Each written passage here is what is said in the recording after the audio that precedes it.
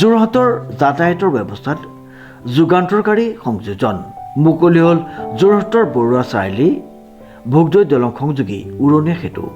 উল্লেখযোগ্য যে 11 মাৰ্চ বুধবাৰে ৰাজ্যৰ জনপ্ৰিয় মুখ্যমন্ত্ৰী ডক্টৰ হিমন্ত বিশ্ব শৰ্মাই শুভ উদ্বোধন কৰে যোৰহাটৰ তৃতীয়খন উৰণীয়া সেতু। নতুন উৰণীয়া সেতু লাভ কৰি উৎফুল্লিত যোৰহাটবাসী ৰাইজ। মণিৰাম দেৱান পিয়লি বৰুৱা নামেৰে নামাকৰণ এই উৰণ সেতুখন।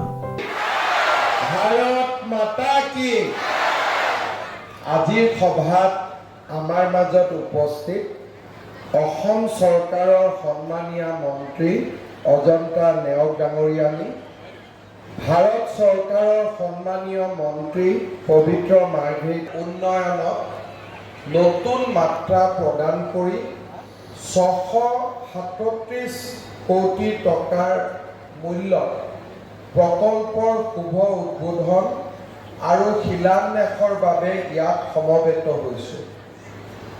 উন্নয়নৰ এই গুৰুত্বপূৰ্ণ দিনটোত মই যোৰহাটবাসীক আন্তৰিক অভিনন্দন জ্ঞাপন কৰিছোঁ।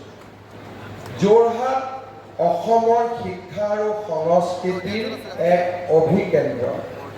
যোৰহাট নগৰৰ মাজমজিয়াত সদ্যব্যস্ত এটি ৰোডৰ ওপৰৰ বৰুৱা চাৰিআলিৰ পৰা ভোগদৈ দলঙৰ সমীপলৈকে নিৰ্মিত উৰণ সেতুখন আজি আমি খন্তেক সময় আগতে যোৰহাটবাসী ৰাইজৰ বাবে উৎসৰ্গা কৰিলোঁ।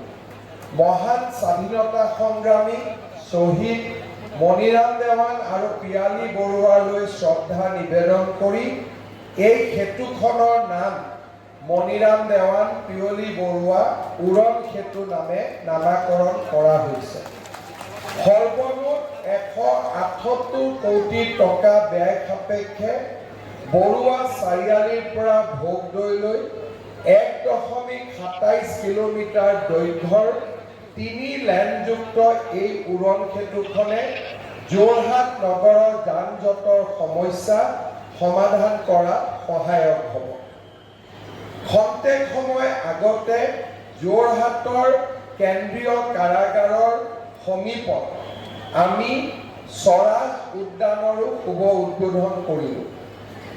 এই স্বৰাজ উদ্যানখনৰ ভাৰতৰ স্বাধীনতা সংগ্ৰামৰ মহান সেনানীসকলৰ প্ৰতি এক শ্ৰদ্ধাঞ্জলি ৰূপে পৰিচিত হ'ব।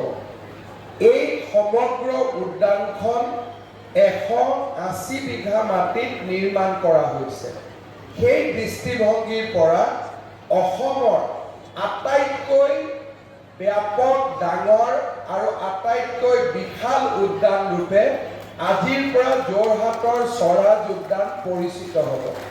গুৱাহাটী নেহেৰু পাৰ্কতকৈও মাটিকালিৰ দিশৰ পৰা স্বৰাজ উদ্যান প্ৰায় 4 গুণ বেছি পৰিসৰত নিৰ্মাণ কৰা হৈছে আৰু ই যোৰহাটৰ সৌন্দৰ্য আৰু আমাৰ ইতিহাসক মহিমামণ্ডিত কৰাত সহায় কৰিব।